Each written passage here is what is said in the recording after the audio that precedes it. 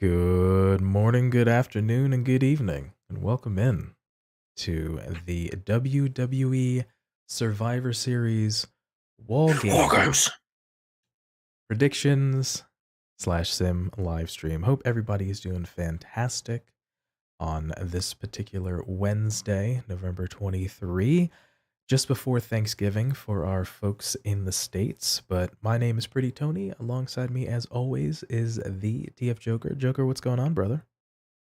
Absolutely nothing. I am in higher spirits than I was this past weekend. After we got done recording, obviously, I fell absolutely ill, and I was sick for most of Sunday and Monday, recovering yesterday, and I'm only about now feeling myself again. Well, glad you're feeling a bit better. I know for me, I'm kind of always around this time of year, seem to kind of get under the weather a little bit more so than kind of the rest of the year. So glad you're feeling better, and always, a pleasure to talk to you. So glad you can join us for today. How are you feeling about the upcoming pay-per-view?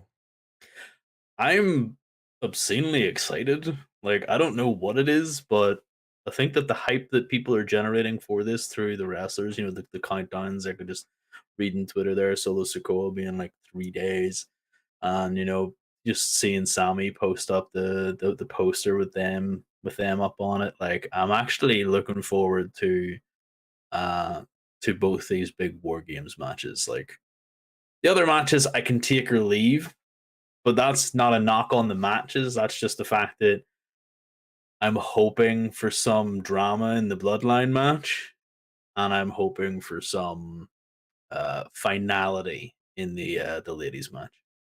Yeah, totally. I think there's a lot of stories kind of being going on, especially with those War Games matches. So I'm kind of stoked for them. Like I said, I believe we did have one last year. So for a lot of folks, this may be the first kind of interaction in terms of seeing one. But yeah, it should be super cool. So I'm actually one of the few times I'm like, yeah, I'm down to totally check this out. So.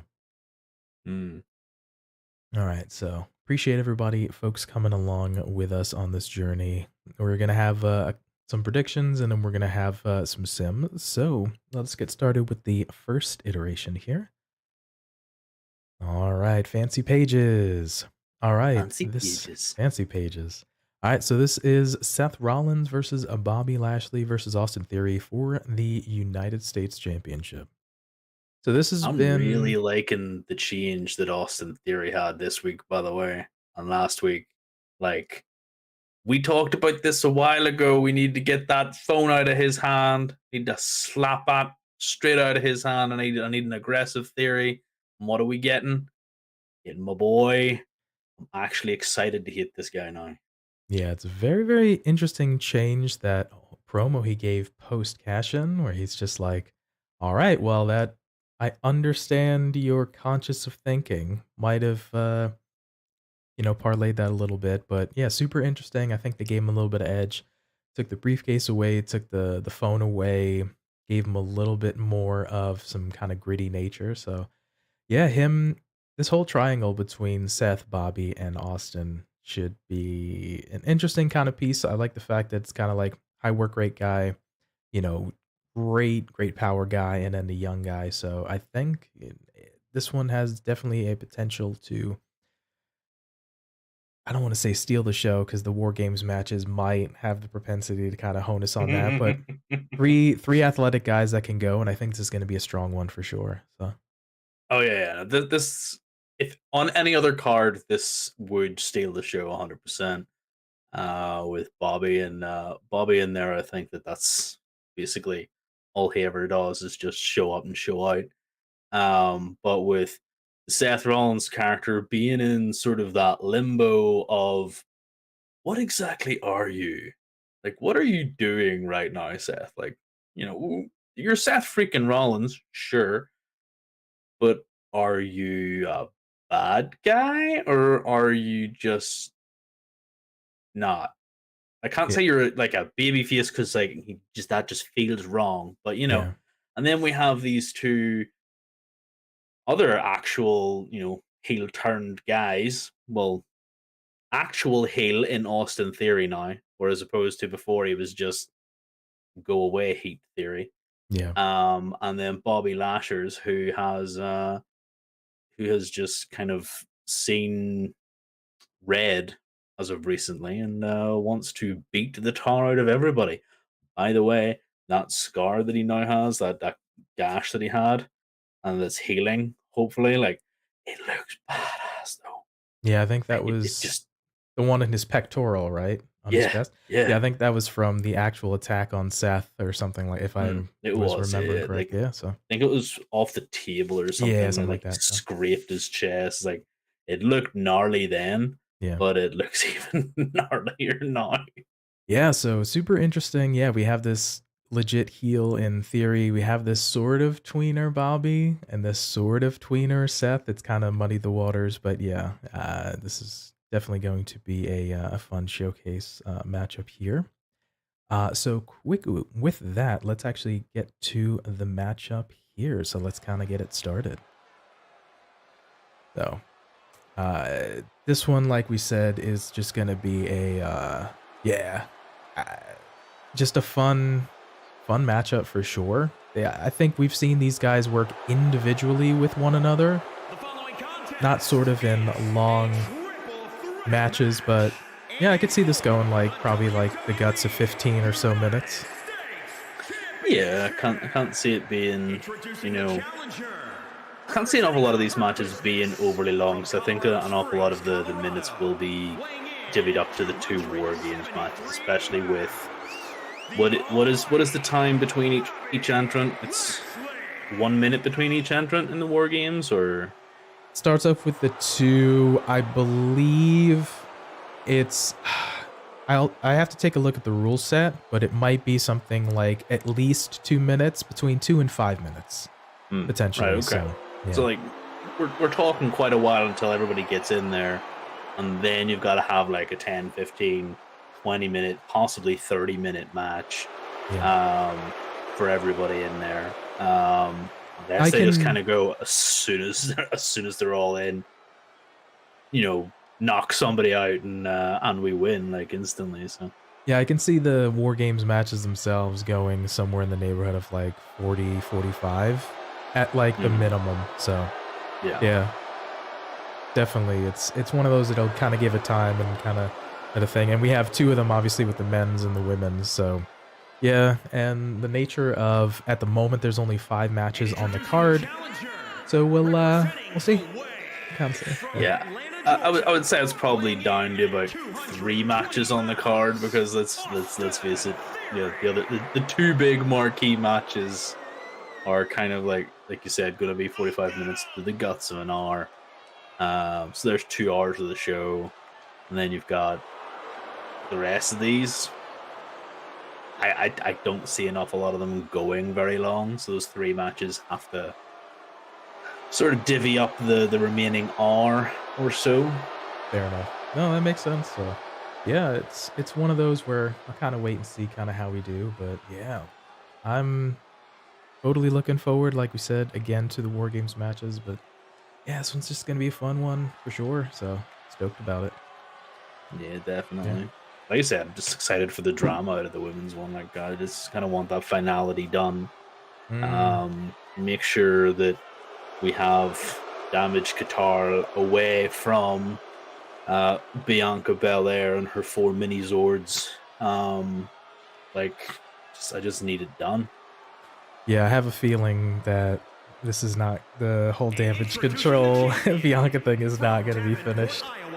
So look, I'm fully aware that I'm going to be disappointed, but at this point in the game, like Bayley is only back from SummerSlam. I don't know what they're thinking. Like, she hasn't been rebuilt back up. Like, she's not in my eyes, she's failing to stand up to being a credible threat. Interesting.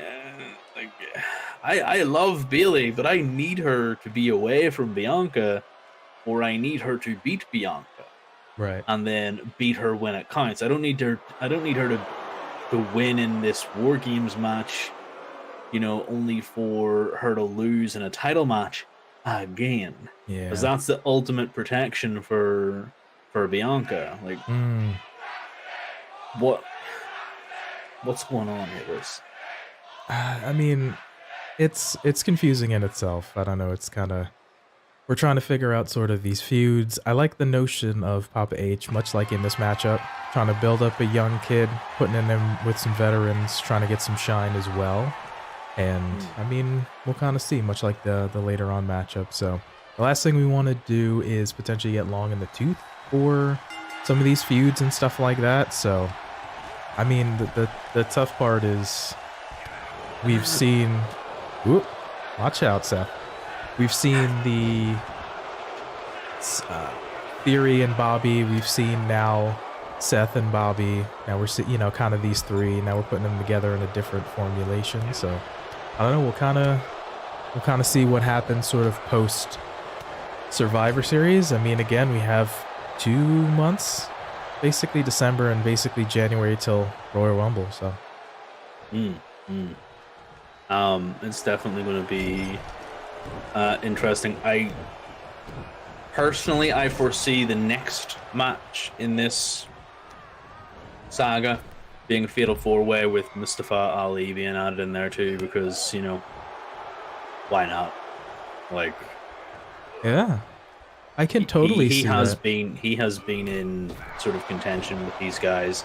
If that's not a contender, like, he has been running the gamut of losses recently, being thrown about, being picked on, I suppose you can say. So I suppose it's one of those things that maybe it's time Papa H kind of sees him as, we'll break him down, only to build him back up again, because Mustafa Ali is really, really good. So yeah, we've seen him trying to feud with Seth over the title and or respect, been thrown in with Bobby, I believe at some point, maybe within the last month, kind of had that, at least a match with Theory. So I mean, he's been thrown kind of in that mix, so I could totally see Ali just being thrown into this mix for sure post Survivor Series. I'm pretty sure he also had a match or two with Theory whenever he was the United States champion as well. Like he had that sort of mini feud with him. So yeah, I could totally, remember something like that. Yeah, kind of like a respect thing or something like that. Yeah. But yeah, I mean, dude, like, these three guys, and then also Ali. Dude, Ali's crazy athletic, so I definitely like to see him. I think him in Theory would be really, really good. Yeah. We already know him in Blockbuster. Seth. Yeah. Nice. Him and Seth do wonders. Bobby just needs somebody else to throw around, really. Yeah. I think about working to guys' strength to that point. I think Bobby like works really well when he can kind of show off his power. So like, you know, a guy like a Seth or an Ali, for example, who can like do crazy. Oh man, the alley-oop. I think he's busted open. Yeah. But guys that can sell really well accentuate Bobby's moveset. So yeah, should be solid. Yeah, no, they definitely polish up his strengths. Like, it's much easier to polish up the strengths of a strong guy to give him somebody lighter than him, somebody easy for him to pick up and hold in that stalling suplex. So easily another contender, but you know, I'm not always the biggest fan of these multi-man matches. Yeah, there Bobby is. Ooh, yeah, getting some color, brother. Yeah, don't think that's gonna happen on the night, but it's nice to see that that your PC thinks that's gonna happen. Ooh. Yeah, I mean, it is what it is. It's spine on the pie. We get a little bit of that Goldberg thing. Accidents happen, and you know, people just ended to get busted open. So, yeah. I mean, it's either that or, you know, you almost end people's careers. Oh, stop! 1, 2. Oh, almost got him there. That was 2.999. Yeah. Oh, here we go. Pedigree. Oh. Oh, is Bobby gonna come in? Bobby. Ooh. Yeah. What? Oh, what? Wait, what? Bobby. Oh, okay. There we go. He's trying. Yeah. He got a little concussed. Yeah, that took a nice shot to the head, busted him open. So yeah, he might be a little dazed, but Seth is, according to these health bars down here, he's sustained the least amount of damage. yeah. Her Theory is getting beat up upon. I feel like that is like a really accurate representation of how things are going to go for a while. Yes, Theory getting his and then get a little bit of that heat back. So yeah, I could totally see that. I mean, that's kind of the nature of triple threat or fatal 4-way type of thing. They get 2 guys or 1 guy out of the ring so that we can kind of have a one-on-one match, basically. Yeah. And then you rotate in and out. Yeah. So until your spot's and then the finish, brother. So. It's definitely the standard run of play for triple threats. It's why I don't like the multi-man matches, especially as a triple threat, because I don't like it when you have two guys in the ring, and then just that last guy. Stop! Come on, don't even try that, Seth. Come on, you're smarter than that. Yeah. You have that last guy just sort of out on the brink, just, I don't know, lying there looking at the crowd going, is it my turn yet? Should I go in? Maybe he rolls under the ring, joins Hornswoggle for a drink. Oh, the throwback.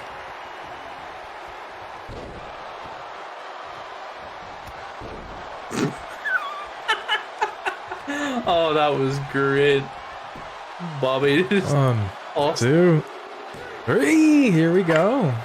Bashers taking it back. Austin Theory just taunting, and Bobby just runs straight through him. That is actually kind of an accurate-ish ending. Yeah. I can see that kind of ending happening. The cocky kid gets caught out, and yeah, I could totally see that. So, all right, so we see Bobby taking it. Fair representation, a lot of work rate, and some moves, and just Theory guy just got caught out there. So, all right. So what are you thinking? Oh, there it is. So, new United States champion. I honestly, this is one of those matches that is really hard to tell. Yeah. Seth has not been the US title for very long, but neither was Bobby when, he lost it. Neither was Austin when he lost it. Like, these reigns haven't been super long. Right. And we have 3 champions, the last 3 champions in there. So, do I see a 2-time Austin Theory? Honestly, no. I think that the way we're sort of building Austin Theory right now is we're breaking him down. The same thing with Mustafa Ali. Like, we're breaking him down to the basest elements, getting that character work in there, which I think is working really good for him. I don't think he needs a belt. I think he needs to be away from the belt. I think that he's already kind of said about the fact that he had the phone, the fact that he had the briefcase. They were anchors, they were weights. Get that albatross from around him. Just keep him in good stories. Get him to develop a bit more, and then just strap him to the moon. I don't think it's right now.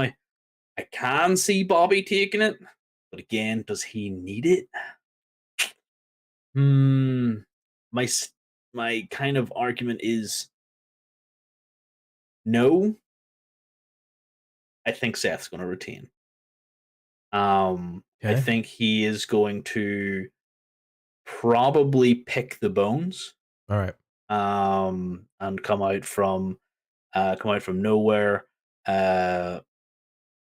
Bobby is probably going to do a lot of the heavy lifting, no pun intended, for this match, and he will take advantage by pinning.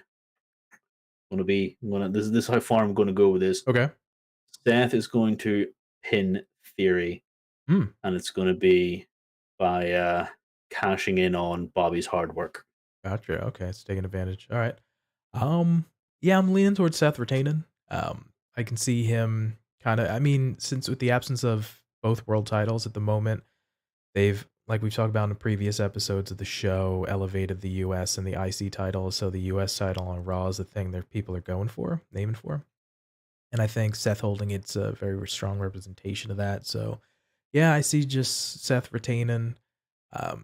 We can filter in Ali there. I'm not quite sure what they do with Bobby after Survivor Series, kind of what direction they take him, and obviously Theory will just continue to have matches. But yeah, I just see Seth retaining. So we disagree with the simulation that Bobby's not gonna win, but we're gonna go with Seth.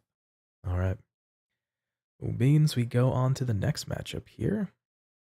AJ Styles versus Finn Bálor. So this is a continuation of the long-standing. Oh, careful there. Long-standing. I'm having to lean over a wee bit. I think the continuing piece here of having just AJ feuding with the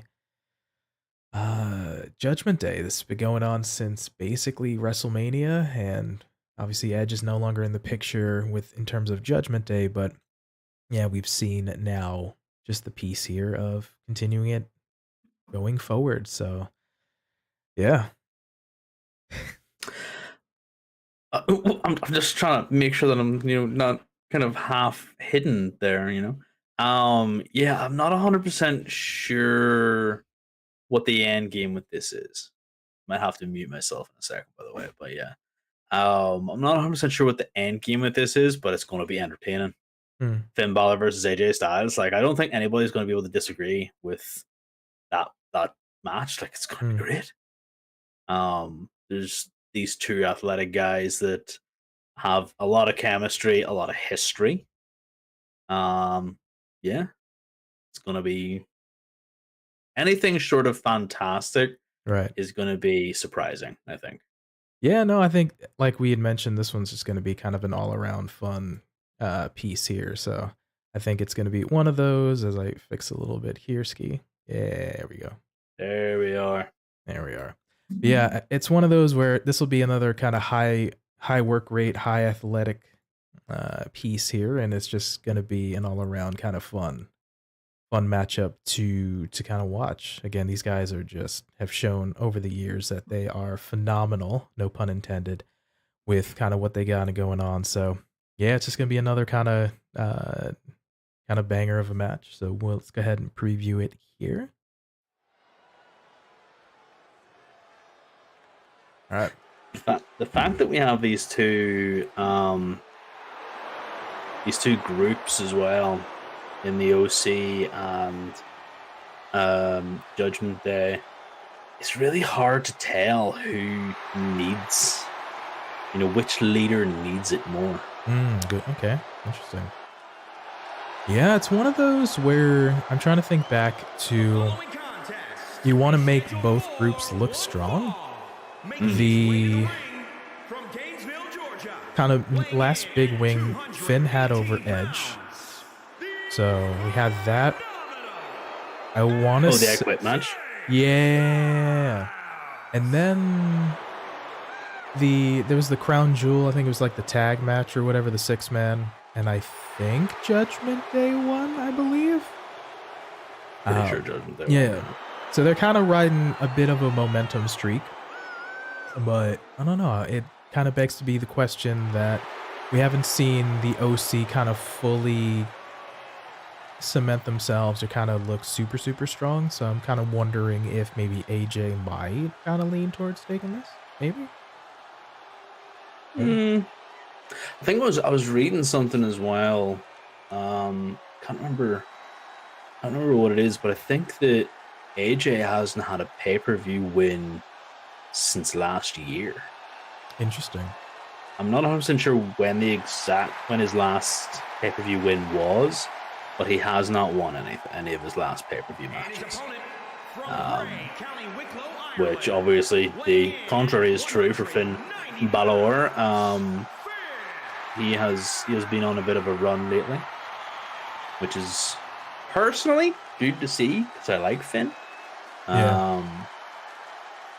I'm liking the fact that he's getting a lot more space to run with as well.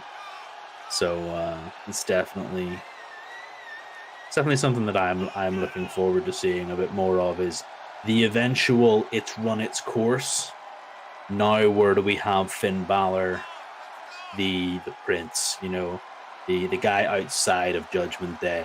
Now that we had this guy who's barely on TV ever, put him in the Judgment Day, you bring him up to prominence, you have whatever that happens, and then I want to see where Finn Bálor goes. You know what I mean? Yeah. I'm excited for that Finn Bálor more so than anything else.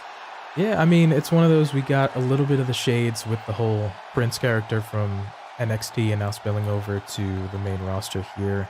A little bit of that actual Fergal Prince Devitt piece, or him from New Japan just going ham, and just, it's if you ever have an opportunity, if you want to go down sort of a rabbit hole, obviously Finn can go in the ring, but some of his like kind of post-match New Japan like promos and kind of a couple things are just super hilarious. He kind of gets to just let loose and kind of thing. So we're seeing it a little bit tamer version of that, but yeah, it's one of those. Folks have seen him probably a little bit more babyface than they have heel in the WWE, but yeah, the guy's got personality and kind of in the right situation, the kid can shine. So yeah, I mean, I've seen some New Japan promos. Those things are something else from everyone. Like, practically anyone who gets to cut a New Japan promo, it's literally just, they're told, these are the things you can't say, but go ahead and say them anyway. Yeah, and they say them anyway, so yeah, it's one of those things. So it's just one of those things. I love the promos, but yeah, that's what I mean about it being nice to see this sort of resurgence of the Prince come out. Yeah, I like to see this grudge match style feuding going on. Like, you know, it goes so much deeper than just their time in WWE, you know? Yeah. It goes back to Japan. It goes back to the Bullet Club. So, I mean, at one point, like, you know, we've had the Good Brothers be around AJ. We've had the Good Brothers be around Finn. We never really got to see the four of them together in the Fed, really. So, no. I think it somewhere long down the line, if the four of them are still going, just have like a little bit of a run where the four of them are united, which would be actually kind of nice. But I think we'd need that long down the line because they're both in separate factions right now. Ooh. And kind of all this, careful. Yeah. But yeah, you don't want to kind of this whole club thing to kind of, you know, they've tried so many iterations of it. Ridiculous. Oh, yeah. I think the OC, its current iteration, has been the longest standing version in WWE for a while now. Like, obviously, it was this OC before Gallows and Anderson left. Okay. Ooh, yeah. And then now they're coming back, and AJ kind of kept that old OC's, you know, sort of flame burning, as it were. Because the last time Gallows and Anderson were in WWE, it was a cinematic match with The Undertaker, where The Undertaker killed them both, and they left. Like, they were let go. And then that was back in 2020. And now they're back again after their run in Impact. And I like the fact that they themselves haven't changed them much. Like, they haven't changed. They're not trying to change. And I don't think anyone can change Luke Gallows, the big LG. Like, he just says some stupid stuff, man. He says some stupid stuff, and it just pops me every time. I mean, the Good Brothers themselves, Machine, Gunka, Carl Anderson, I mean, Chad Too Bad, and the man himself, the big LG, Cadillac DeVille over here. They're just a bunch of good brothers, you know. They're getting paid and kind of doing their thing, and it's part of the charm that folks like about them, and it's part of the charm that people don't like about them. So I mean, it's kind of, they're sort of a divisive team. Sort of on those ends of the spectrum. Either people are like, yeah, no, you know, I think they're right, or people just don't like them. But I mean, the guys, when they're in a match with a really good, solid opponent, I mean, these guys can go. So I give them credit for that. So I mean, and they're just like kind of just working the marks, working the business, brother. So. Yeah. Oh, coup de grace. Big LG has a way with the ladies. 1, 2, 3. There we go. There we go. Big LG has a way with the ladies that just seems to backfire on him every single time. Yeah, just funny. Yeah, kind of in a sense, but yeah. Yes and no. I mean, whenever it was 2 weeks ago, and it was, I'd go sort of said I have a way with the ladies, and both AJ and Carl were just sat there going, he's terrible with the ladies. And when Yeah, he comes back in a couple minutes later, it's like, yeah, she kicked me in the balls. Like, sounds about right. sounds about par for the course. Yeah.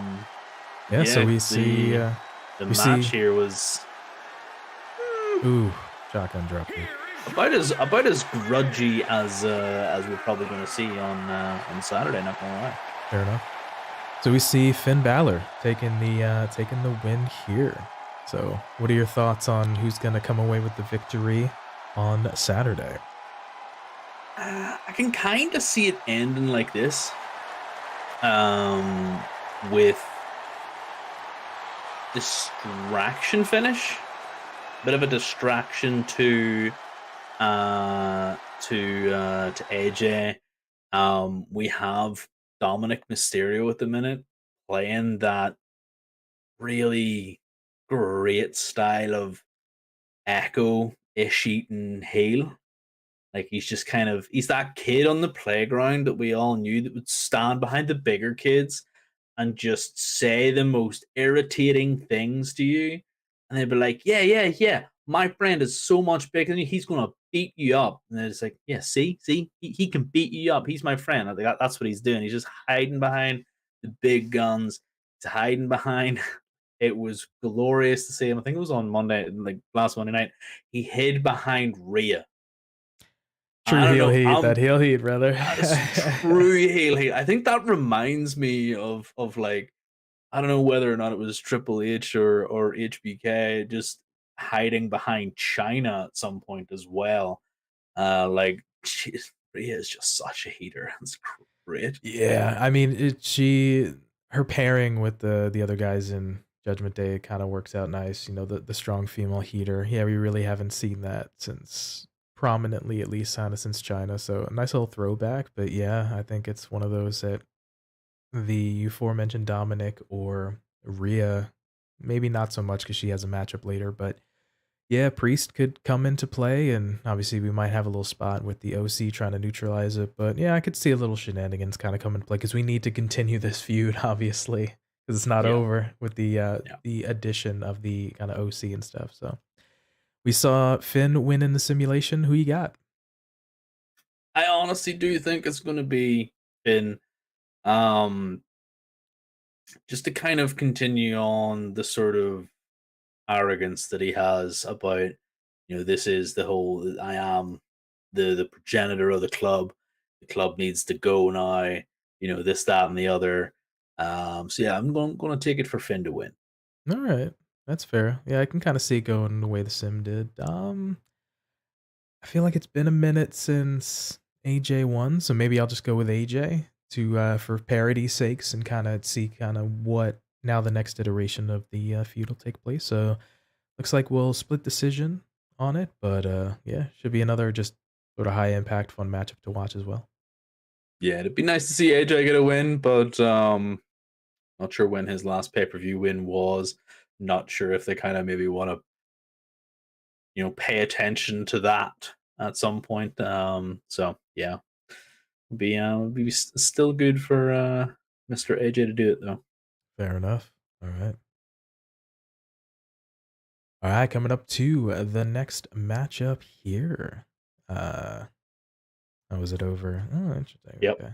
Okay, gotcha. I'll slide it over for us. Yeah, it's gotcha. No worries.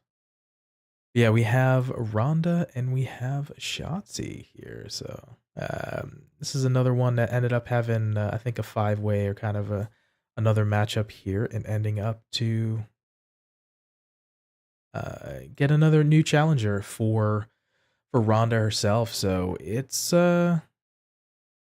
we ended up seeing a new pairing. We had the kind of feud going on with Ronda and Liv for a minute, and now we're kind of seeing a new challenger kind of take place with Shotzi. So a little bit different dynamic kind of going forward. I think like we talked about the last thing you want to do is kind of get sort of long in the tooth for the matchup. So we had a little bit of with Liv. So kind of take a quick break and put somebody else in. So yeah, this is certainly interesting matchup.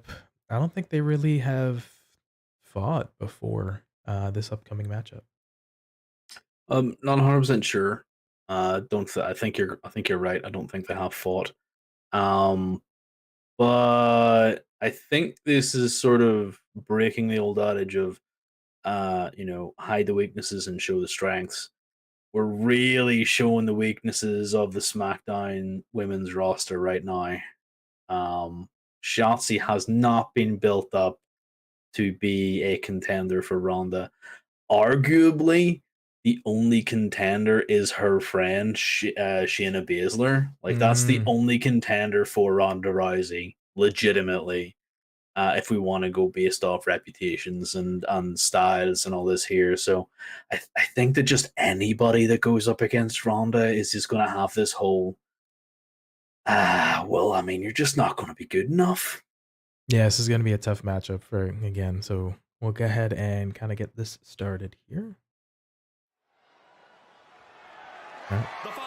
Yeah, I think it's good that we're giving other women an opportunity in order to, have shots at the championships here. But this one, I don't know, with Ronda's a tough hill to climb. They've protected her pretty well, really only losing in the triple threat match at Mania to Liv after the cash-in, to Liv on the that kind of armbar pin kind of gimmick thing. So they've had some protection for sure, but it's one of those. Yeah, is this the TCB taking care of business tank? All right, Michael Cole, calm down. You have to say with both your things. TCB taking. Yeah, I don't know why you do, but you do. Yeah. It's the TCB taking care of business tank. Like I don't know why you have to, do. I don't know. Shut up, Michael Cole. Yeah. But yeah, making it do donuts. I didn't know she did this. Those people in the front row apparently getting carbon monoxide poisoning. But who cares? It is what it is. So. Yeah, fresh matchups are always kind of nice, but yeah, it's just been running into a piece of trying to go up against now Ronda, which is a tough hill to climb. Shayna's now aligned with Ronda, so Shayna's been having Ronda's back, and so that could potentially play a factor in this matchup as well. So tough challenge for Shotzi for sure. Yeah, I'm not sold on Shotzi as a challenger. That's just it. Like, there's no long or short of it. It's just Shotzi has not been built. Maybe rephrase. She has not been built up, like I said earlier, as a competitor to go against Ronda Rousey. We're just going to run into the same problem that we had with Liv. She's just the wrong competitor for these people to be going against. I would honestly be harder pressed to figure out who was going to win if this was Liv versus Shotzi. Interesting. To be perfectly honest, because spoiler alert, anybody but Ronda, it's just the wrong booking decision, really. Yeah, I mean, we've talked about we want strong storylines and good matches from the guys and gals, but it's like it's a tough spot, or kind of you book yourself into a corner and you try to have for example, Ronda be super strong and protected in a sense, but then we also want to make contenders and have other people look strong too. So it's super tough, man. It's you're booking yourself into a corner. I just feel like maybe if they kind of had built to Survivor Series, with it being Survivor Series, we had almost a tournament style. We had tournament style for anybody who wanted to enter from NXT, from Raw, from SmackDown to compete for the SmackDown Women's title. Right, so you could have absolutely everybody from all three rosters in there, so that you didn't have the weakness of just the SmackDown roster, because it is the weaker of the three women's rosters. And you could build up over the course of a few weeks what was going to happen, and then you had a tournament that led to, I don't know, possibly having 4 competitors right at the end who at Survivor Series had to be, last woman standing, or 2 competitors that did a last woman standing match, have the whole a survivor match, basically survive the other person, and whoever survives that then gets to have a title shot with Ronda. So whether or not you build up to that would have been better for Shotzi to come out on top in that sort of instance. I just don't feel like the 5-way match did anything for her. Like, my problem with multi-man matches is always the case that you never get enough out of everybody, and 5 people just means you get even less out of people. So, and that's always my concern about when you're trying to figure out what's the number 1 contender from like 3, 4, or 5 people. It's like maybe we didn't do the best job of building up one person as a solid contender, so now we're just trying to have a contender to face the champion. So that's my concern. Yeah. I mean, it's something that AEW do at the minute. And I know you haven't been the biggest fan of the championship eliminator matches, where if you beat the champ, you get an actual title shot. But at least it shows that the champ is in a match that is not necessarily for their title right now. And if the person wins, they could be in the match. And if they win, and you're kind of, what do we got? Well, armbarski. I mean, just reach that leg out. Yeah, touch that rope. Come on. Get that leg. Okay, let's it go. All right. I don't know why we would do that, but... All right, just go for the pin. All right. Oh, there you go. All right. I mean, okay, yeah, sure. Why not? Okay. I don't know why you wouldn't just keep the armbar on. When the armbar don't work, go for the pin. Yeah. So. Apparently that's a finisher now. It's not even a submission finish. It's just a finisher. There you go. Yeah, I mean that's about as... Actually, that might be a wee bit slower than I expect it to be, but that is pretty much the outcome I expect.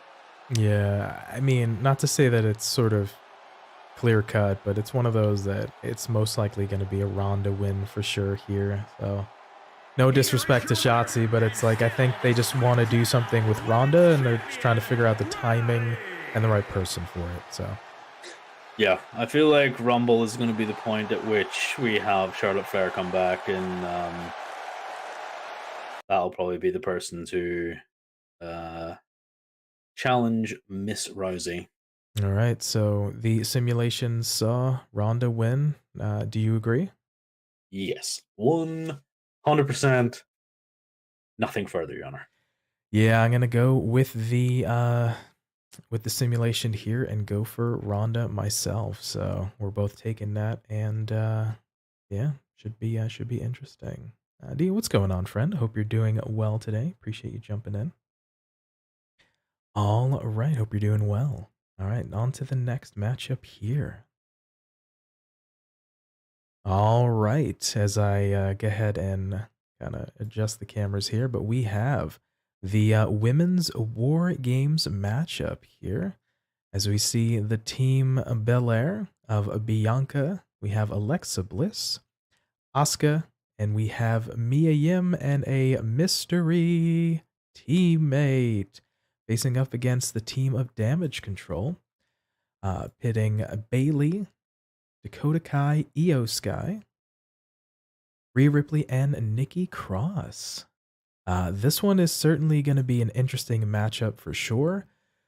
This is once again a continuation from the debuts of the newly formed Damage Control at SummerSlam, and facing off against Bianca and kind of feuding that. We had Alexa and Asuka kind of join forces with Bianca and try to help even the odds. And now we've gone all the way through Survivor Series WarGames.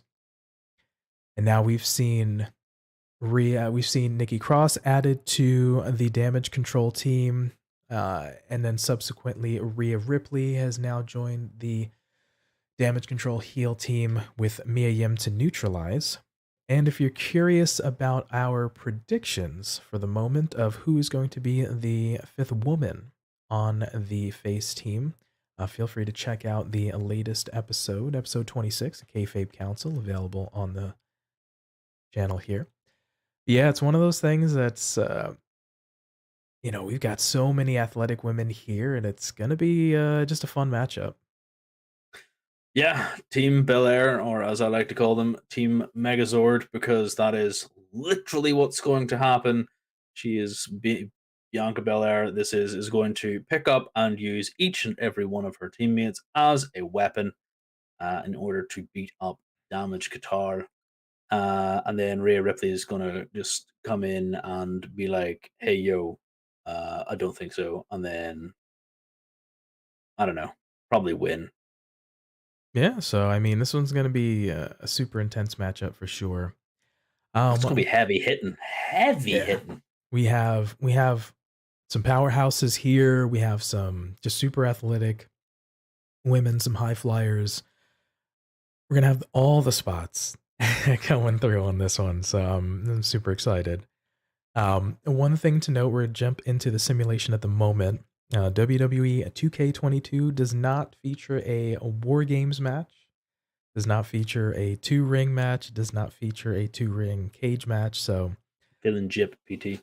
I'm sorry, I'm working within the constraints, so I split the difference, and we're going to have having a 6-person Hell in a Cell. I did the best I could, so let's see how we flush out here. Nope, it's just not. So... I don't know. I got a cage. We have multiple competitors. What we can kind of think of this is then that the time has passed. Everybody has already gotten into the ring. Let's just go ahead and everybody is in the ring. So the match beyond, yes. Yeah, the match beyond.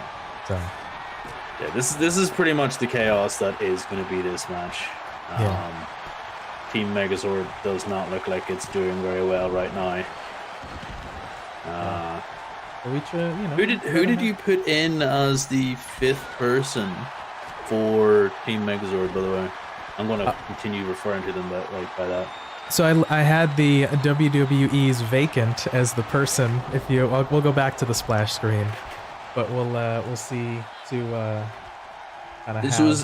Is there not a person in the match though? No. So this is the simulation is a 3-on-3. So. Okay. Yeah. I get you.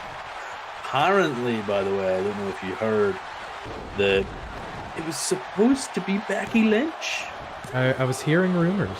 So I was hearing the rumor dooskies. So super interesting. I don't know how I feel about that. Like, I know obviously the whole friendship stoked after the face turn from Becky at SummerSlam, but I don't know, I just felt like she would overshadow Bianca. My thoughts on this are pretty clear in the last episode, like you said, but I don't think that would have been the right call. Interesting. Yeah, I think it's one of those where we feel like we want to keep Bianca looking strong, and somebody like a Becky, I kind of like the surprise that's not going to be like a Charlotte, for example, is just would take too much away from a Bianca. So yeah, we talked about Candice LeRae. Looks like most likely a very, very solid choice. A Beth Phoenix to get some revenge on the Rhea Ripley piece as well, and just kind of be a super babyface and kind of help.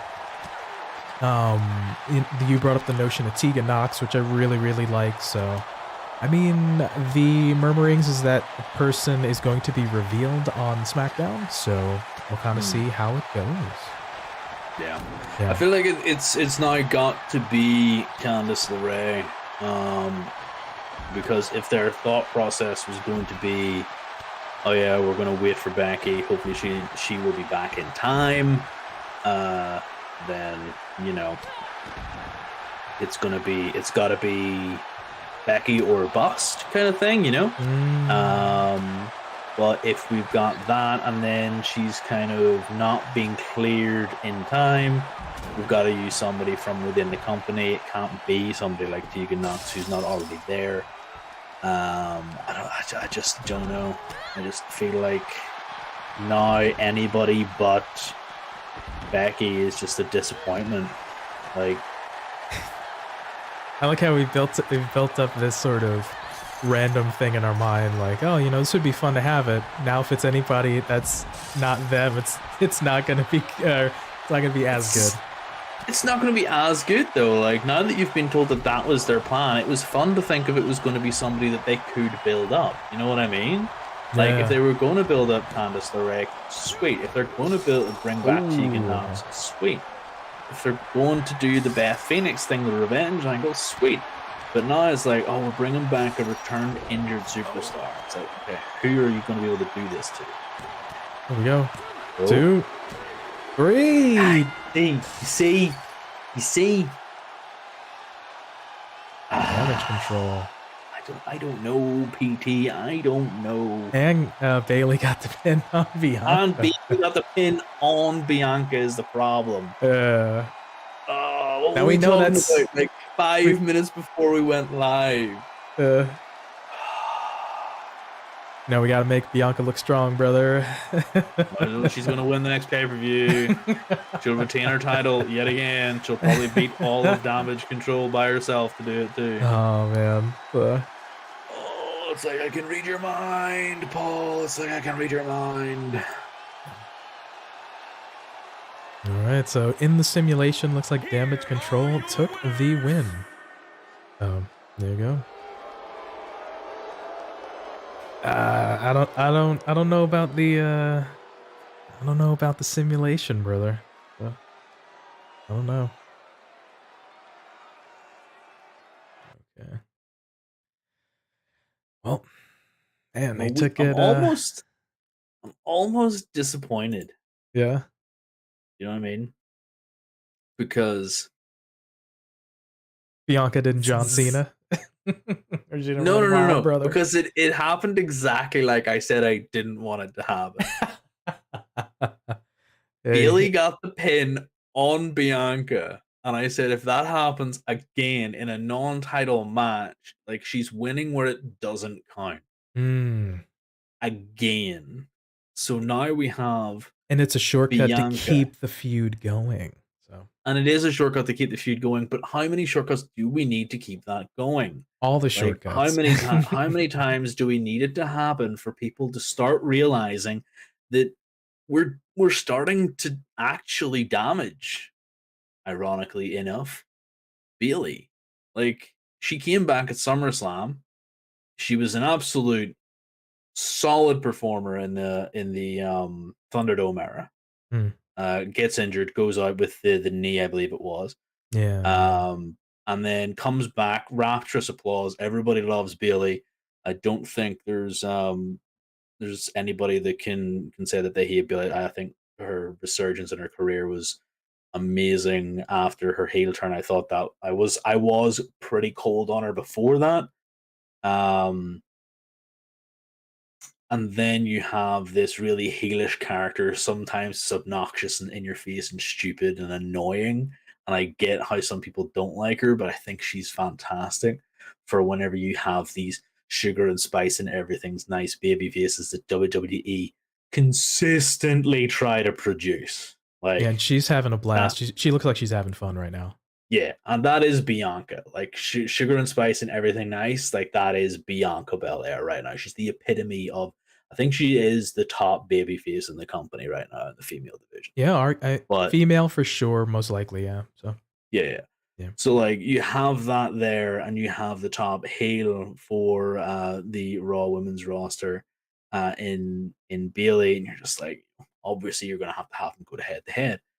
but she hasn't been getting wins where they've been clean or where it has mattered. Like, she's been getting wins in tag matches, triple threat matches, um, in fact, six woman tag matches rather. Yeah. And then she's been losing in title matches on pay per view. Like, arguably, the pay per view matches are the ones that are the most damaging if you lose consistently. Yeah. And at some point, you become AJ Styles. People just forget that you've been losing for 2 years on pay per views. And it's been one of those where, like, it'll be like a sneak attack from Bayley or Damage Control and or just like talking smack or something to Bianca, and then she's just like, you know what? Even though I did beat you in a ladder match, or even though I did beat you in this, it's like I still want to fight you. So they are trying to find ways to still shoehorn and continue the feud. But yeah, something's either got a tip where maybe Bayley gets a win, or we just kind of just part a little bit and kind of switch gears. So I don't know. We got to figure something out again before it gets stale and people turn on everybody involved. So we saw Damage Control win the simulation. Who are you leaning towards? Team Megazord. All right, Team Belair. I'm kind of leaning towards Team Bianca Belair here. Yeah, because of my notion maybe what might come in the next match. But yeah, I'm feeling like we're both gonna go away from the simulation and go with Team Bianca Belair to win the women's WarGames match. Yep. All right, and coming up, don't worry, I'll fix the cameras. Coming up to the last scheduled matchup at the moment, we have the men's WarGames matchup. WarGames matchup. Which pits. I love the fact they're getting Pete on the microphone just to say WarGames.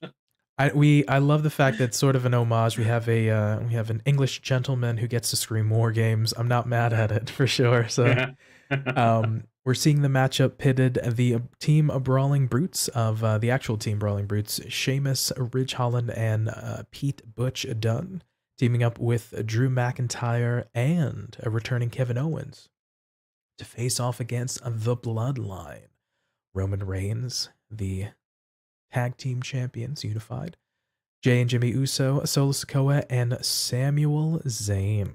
So man, this is one of the things I mentioned it on the most recent episode as well of the show, that this is the first time we're getting to see the entire Bloodline, all 5 members now, just in a match in itself. We've had different iterations of tag teams or 6-man tags of various combinations, but this is the first time they'll be all together in one particular matchup. So kind of fun and sort of interesting to see sort of how they can coexist and kind of work all together. But then interesting collection of guys to put together to face the Bloodline. We have the Brawling Brutes. So obviously Sheamus was attacked by the Bloodline, wrote him off TV so he could have his wedding. We've seen Ridge Holland and Butch facing off against the Usos for the tag team titles most recently. We have Drew in there, again, who's fought or had some challenges against the Bloodline, fought against Roman, has some bad blood against Solo for costing him his match at Clash of the Castle. And then the old faithful, the Kevin Owens trying to potentially neutralize Sami Zayn, but then also, we remember his promo from Raw, I believe, was him wanting to get back for that, revenge his loss from Royal Rumble 2021 in that sort of last man standing match, or if I'm not mistaken. So we have a lot of threads kind of going on. So I believe the opposing team to the Bloodline kind of makes sense with kind of what they're looking to, at least from a storyline perspective, put together. Yeah, I think that to bring in the WarGames theme was inspired, basically because you have this team that's ready-made for WarGames in the Bloodline. The problem was always going to be who makes the most sense to fight against the Bloodline. The problem really was it was always going to be Drew McIntyre, in my opinion. It was who was going to be the other four. Until we had that sort of back and forth with Sami Zayn, it was then going to be KO. Like I didn't know who was really going to be in there. Were they going to kind of pit KO in there? Probably not. But they, they're bringing him back in. I love to see it. He's the prize fighter. And then you've got this Scottish warrior. It's absolutely fantastic. And then you have three other individuals that you're like, who is it going to be? Who is a ready-made threesome that sort of has organically almost kind of come full circle. And to my surprise, it was the Brawling Brutes. I wasn't completely sold on Sheamus and the boys. Mainly because it kind of happened very quickly in the last couple of weeks by comparison to the history with Drew McIntyre that was in there. I was just kind of a little bit, oh, okay, so yeah, you write him off so he can go to his wedding, sweet. And now, like, what threat are any of these five guys to Roman is like my main question. Like, Sheamus arguably is the one you have that comes in that has this sort of beef with the leader. I get that. But the last title Sheamus went after was the IC title whenever he put on that banger with Gunther. And now you've kind of got, well, I'm going to go after the Uwu title holder here, boys and girls. Like, I lost the only title I've never held. Lost that match. And now I'm going to go after the big man on campus. It just, to me, kind of didn't make sense at the time.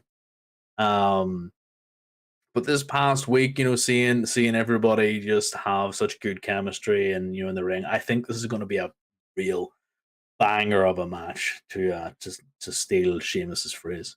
Yeah, this one's definitely going to be a very, very fun matchup and just kind of chaotic and fun. And if we have some ideas, we did a little bit of fantasy booking again on the most recent episode of the show, episode 26, about what we think may end up happening. But yeah, it's one of those we touched on it just a little bit in the Ronda Rousey Shotzi match of we want the champion in question, in this case Roman, to look super strong, but we have to have contenders. He's defeated. We look across the piece. We defeated Kevin. We defeated Drew, right? The Brawling Brutes, Pete Dunne and Ridge Holland, ended up being defeated by the Usos. Sheamus is new and hasn't been put up against this version of Roman. We'll kind of see maybe if something comes out of this. So I don't know, but it's going to be an interesting matchup for sure. And with that, let's get to the simulation once again. As a quick disclaimer for folks, 2K22 doesn't have a double ring, double cage, WarGames thing, so we're going with a 6-man Hell in a Cell. So let's take a look at what we got. I'm excited to see what guys you've got. Oh, it's Roman and the Usos versus Sheamus, and Pete Dunne. Okay, all right. Interesting choice. Yeah. I maybe would have, got Sami Zayn in there with Kevin Owens so that we could maybe get to grips with the algorithm and kind of, say that Sami versus Kevin and have Jey Uso in there as well. If I could have did an 8-man, I definitely would have thrown Sami and Kevin, to maybe sort of freshen up the pot. But yeah, it's one of those, trying to make sort of the lemons out of lemonades if you wheel. So. Yeah, if you wheel. No, that's cool. Oh, here we go. Oh. What's that? What's Jimmy doing? What you doing, boy? Showing off. Ooh. Oh, shots to the face. Straight after Sheamus. Yeah. Wait. Oh.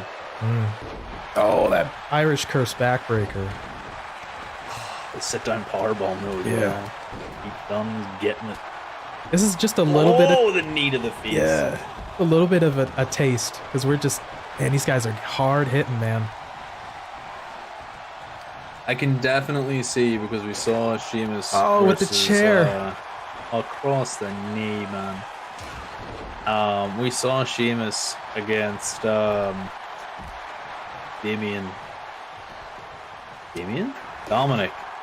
earlier on this week. Like Damian Priest? And yeah, Damian wasn't Damian. Against Dominic Mysterio, and he gave him the beats of the Baron, and you saw Dominic just crumble, which admittedly was glorious. I loved it. But you wonder who he's going to give those to, and you know for a fact he's not going to give them to the head of the table, the needle mover, the big I am, the big dog, Roman Reigns, and it's probably going to be Sami. You think Sami can take 1,000,000 beats of the Baron? That would logically make sense, because he can get some heat and not look, super, super weak. Like he's just, he's tired or kind of taking some shots. I could see like one of the Usos potentially taking that. We want to make Roman look strong. We want to make Solo look strong. So yeah, I could see that. Yeah, I feel like it'll be Jimmy will start taking them. Sami will come in, try and break it up, get ganged up on, take them from there. Yeah. But I mean, I believe I said on or chatting about it last time, it's like I really want to see the drama unfold through this match. I want to see, this is something that I've kind of been thinking about for a while, because we do love this whole storyline of the Bloodline, especially between Sami and Jay. We want to see something juicy happen between those two. Whether or not Sami takes a super kick from Jay, whether or not Jay accidentally takes a haluva kick.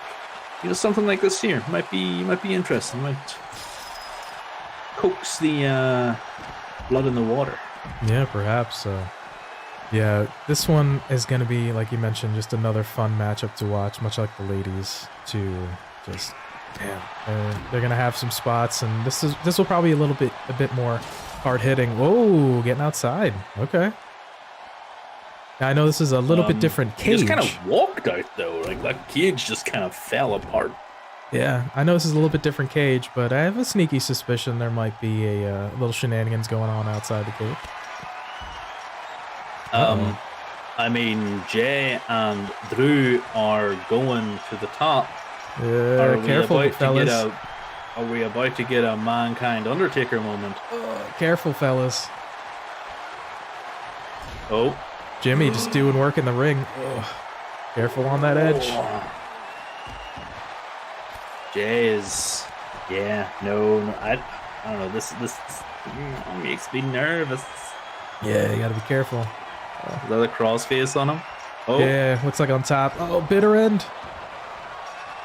Roman climbing up. Wait. Beat done. 2. Oh. Okay. Roman doing a bit of the moonwalk. Don't know what he's doing there. Okay. There you go.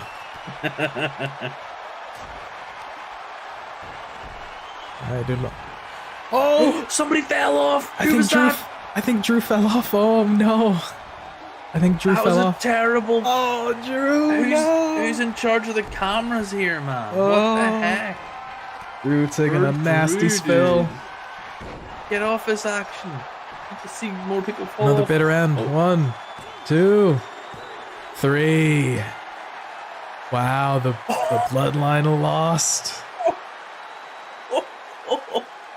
Drew died, apparently, because not only did he fall off the top of the cage, he fell onto the actual floor, not through a table. Yeah.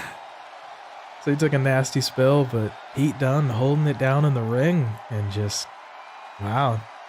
So we see Pete Butch Dunne pinning one of the Usos in the simulation. So interesting. Yeah, I believe who did he get? Jimmy? Yeah, Jimmy. Yeah. Mm.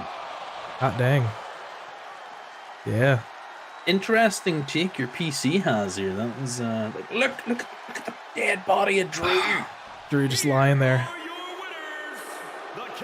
He looks okay right there. Oh wait, no, he's okay. He's walking. Okay, he looks he's all right. fine. He looks okay. Okay. He's Thank not goodness. in a local medical facility. It's fine. Thank goodness he's all right. So. I'm down. Everybody breathe. All right. So in the simulation, it looks like the team of the Brawling Brutes is taking the win there, beating the Bloodline. I don't know about that. So certainly an interesting simulation there. But with that, who do you think is gonna take this matchup? Well, I mean, we have the advantage matches, right? So Rhea Ripley won the advantage match for the women's. That is correct. Hell in a Cell, because now I'm thinking it's a Hell in a Cell now. WarGames. So the heels get the advantage there. I have a feeling. Tonight's gonna be good matchup. Yeah, some kind of night. Something like that. That Team Brawling Brutes and friends are going to win the advantage match. Okay. Gain the advantage. Okay. And lose the Bloodline. Because at the end of the day, it is Team Uwu versus 5 guys. And Team Uwu has got to win. I don't think I would absolutely love for some measure of shenanigans to happen and for the Brawling Brutes and co to win. However, I just feel like you can't have Roman Reigns in a match and have him on the losing side. You know what I mean? It's something that I mentioned in one of our previous episodes as well. Like, you want to make Roman look strong at all times. If like he's not gonna like lose in a matchup or like take a pin or submission, and it to a certain degree, there's a little bit of the ping in the armor if his team loses a match type of thing. So yeah, it's one of those where it almost like a far gone conclusion that his team's probably gonna win, because again, you wanna keep him, and by virtue his team, looking strong. So yeah, I would 100% agree there, because like after all, the Bloodline are the three guys, Jimmy, Jay, and Solo, have been the ones who have come to the rescue of Roman for the most part in times of dire need. So yeah, definitely think that you need to keep him looking nice and strong up until the Cody roller coaster comes in and just 1v5s the entire Bloodline and goes, boys, I don't know what was hard about this, and just pins Roman clean. Interesting you brought up the notion of, I believe it's Shamo and Drew taking on the Usos for the advantage match on SmackDown, and you're saying that Drew and Sheamus are going to win. Traditionally, pretty much every single time, except for once or maybe 2 times, has the heels always had the advantage going into a WarGames match, because again, for storytelling, the baby faces get beat down, and then you get that the second person or the third person comes in to even the advantage, and the crowd goes nuts, and it sort of works in terms of kind of the flow of the match. So it always sort of makes sense. But I can see them still making it work with the baby faces winning, where the it ends up being sort of even, where it's like the 2-on-2 or the 3-on-3 type of thing. So where they're still kind of fighting from underneath and still kind of getting beaten down, and they kind of come and still get that pop. So you're going with the Bloodline. Well, yeah, I completely agree from that kind of standpoint. Yeah. But the reason that I'm going for them to win is because that I do believe that you have the babyfaces in the advantage to show that the Bloodline is nothing without Roman, and then to have Roman come in and be that anchor, be that 5th man. Get that Hulk Hogan super baby face, destroy everyone type of thing. Just come in and just rally the troops, and then the Bloodline steamrolls over them. much akin to how a babyface team would do it. You put the Bloodline in the role of that babyface team. You have Roman come in, and you have him just wreck everybody and leave, like it is said on his T-shirt. So Taps the I think temple. that's the whole premise that I believe they should be working around. If they, of course, I do 100% agree that the norm is for the heel team to get the advantage. I do think that in a tag team match, Usos will have that advantage. Plus the fact, there will be cheating. Of course, there will be. So it's not out of the realms of possibility. I just feel like it would be better for Sheamus, Drew to win that match, get the advantage, and have them work from the other side of this. I think it would be more interesting, in my opinion. But, Fair enough. So you're going with the Bloodline.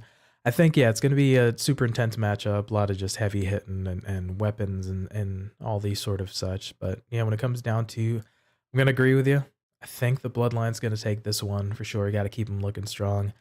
We talked a little bit about fantasy booking and some shenanigans that might happen in the most recent episode 26 of the show. So yeah, we think some things are going to happen which might cause dissension of the Bloodline, but we are going to disagree with the simulation, and we're both going to go with the Bloodline taking the win on this one. hard to disagree on the killing of Drew McIntyre for sure. Let's hope nobody takes a huge fall off the cage themselves, out or into the ring. So Yeah, hopefully not. all right, so those were our predictions. Those were the sims. Those super interesting what the CPU decided to go with on that one. So we saw some surprises. We saw some kind of things that we really thought were going to happen, but overall we agreed and disagreed with the sim. So I think it's, regardless of what's gonna happen on the simulation here, I think it's gonna be just a fun pay-per-view to watch, specifically for the WarGames matches. Definitely for the WarGames matches. It's kind of what I'm hoping are the kind of linchpins of this event. Really, I have my high expectations for the AJ Styles Finn Balor match and the United States title match. Obviously, clearly we already know who's going to win the Ronda versus Shotzi match. But those other two matches are going to be hampered by the fact that we have two absolute monster main event matches. I'm going to be more interested in how they are actually going to schedule these, whether or not they want to put on, the Bloodline straight out, the Bloodline match straight after the Megazord match. Like, how do you sort of, like, if the women show out and absolutely destroy, how do you follow that? You know what I mean? And the same with the Bloodline match. How do you can't really have back-to-back WarGames matches, can you? Will you? Like, oh, I don't know. It's scheduling interest that I am glad that I do not have to think about, because Yeah. it could be detrimental to one match or the other.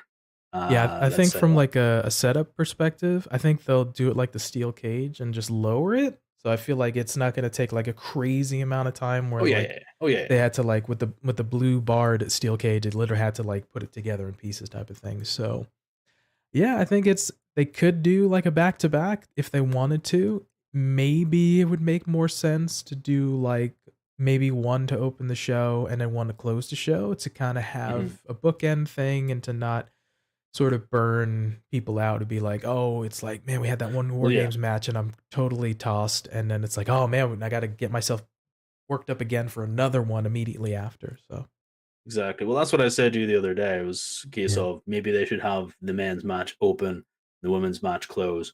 I would like that. I think that would be really interesting. I wouldn't be mad at the women's match opening and the men's match closing, but I do think that the bookending of the War Games matches is my personal pick preference for how they should sort it out. All right. Well, fair enough. Well, those were our predictions, and we saw what the Sims down. Did you agree? Did you disagree? Let us know down in the comment section below here on YouTube.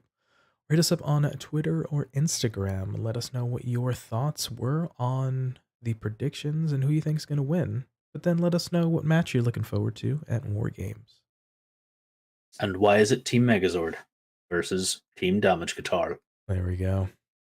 So those were all the matches. We appreciate everybody stopping by and hanging out and kind of enjoying the little live stream here, a little bonus content here.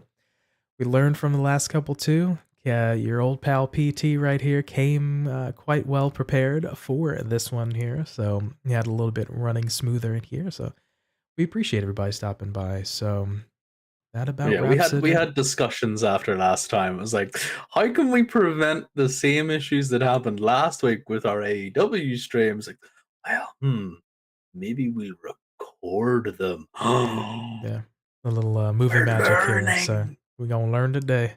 We're gonna learn today. A little things working in the background. So like we said, we're a little evolving. We're trying to keep things a little bit fresh and yeah, just provide a nice little outlet and fun stuff for you folks. So we know that there's a lot of content in the world of wrestling YouTube. We do appreciate everybody who just gives us a chance and kind of hangs out and maybe gives us a watch or a like or a subscribe. So if you're enjoying the content, let us know. If you feel so inclined, throw a like, throw a comment, maybe a little subscribe. You feel like we earned it, but we appreciate everybody checking us out nonetheless. So that about wraps it up for us, man. Joker, appreciate you always coming along on this journey with me, as always, brother. And thank you very much for having me, buddy. Thank you very much for chatting absolute nonsense about wrestling with me, because nobody else will. It's all good, brother. So, like I said, we appreciate everybody stopping by. We hope for the folks that are celebrating or the folks in the States that you have a safe and happy Thanksgiving holiday for yourself. And we hope that you hopefully enjoy the upcoming Survivor Series WarGames pay-per-view coming up on Saturday. So with that, thanks for coming along this journey. Appreciate you stopping by. For TFJ0ker, John Cena is the 5th member because you can't see him. And for me, PrettyTony, we thank you for your time and letting us be a part of the day. And remember, be good to yourself, be good to each other. We'll catch you next time. Peace.